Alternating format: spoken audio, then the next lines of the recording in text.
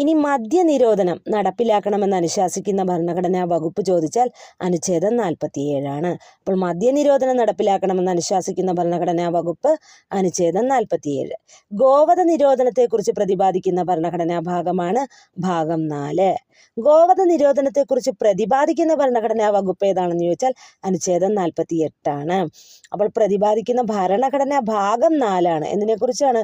ഗോവധ നിരോധനത്തിനെ കുറിച്ച്. അപ്പോൾ ഭാഗം 4 അനുച്ഛേദം 48 ഗോവധ നിരോധനത്തെക്കുറിച്ച് പ്രതിപാദിക്കുന്ന ഭരണഘടനാ വകുപ്പ്. ഇനി ഗോവധ നിരോധന നിയമം നടപ്പിലാക്കിയ ആദ്യ ഇന്ത്യൻ സംസ്ഥാനം ഏതാണെന്ന് ചോദിച്ചാൽ ഗുജറാത്താണ്. ഗോവധ നിരോധന നിയമം നടപ്പിലാക്കിയ ആദ്യ ഇന്ത്യൻ സംസ്ഥാനം ഗുജറാത്ത്.